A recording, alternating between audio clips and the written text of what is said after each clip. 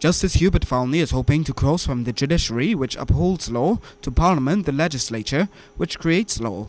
And during his 15 years in the judiciary, presiding over 450 cases, he's not a stranger to controversy. In 1999, he delivered a judgment that freed Brad Boyce on a charge of manslaughter in the death of Jason Johnson. Johnson was struck in the head during an altercation outside a nightclub in St. James in 1996. The Privy Council ruled in 2006, however, that Justice Volney was wrong. He'd sit in other high-profile cases over the years, including that of Saromani Maharaj, charged with the murder of Dr. Chandra Narayan Singh in 2006.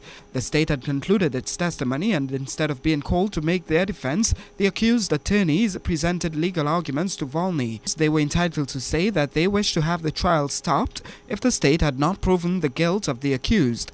The jury deliberated and returned with a not guilty verdict, at which point Justice Volney then asked the foreman whether he wanted to hear any more evidence. The foreman said no, the case over without the defense making a submission.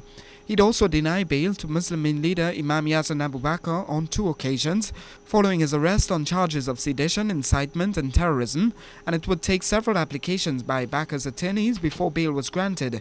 Always vocal, Justice Volney once questioned the racial composition of trial juries, leading the Indo-Trinbago Equality Council to call on the Chief Justice and the Law Association for an investigation.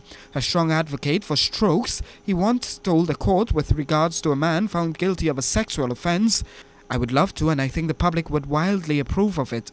You see, the quandary Parliament has put us in when we should be sorting out legislation to keep a grip on crime." He recently said that prisoners should embark on a hunger strike to bring attention to the need for an overhaul of the criminal justice system, and told lawyers they should file a constitutional motion against the state for discrimination, while expressing frustration with the system for appointing attorneys through the Legal Aid and Advisory Authority.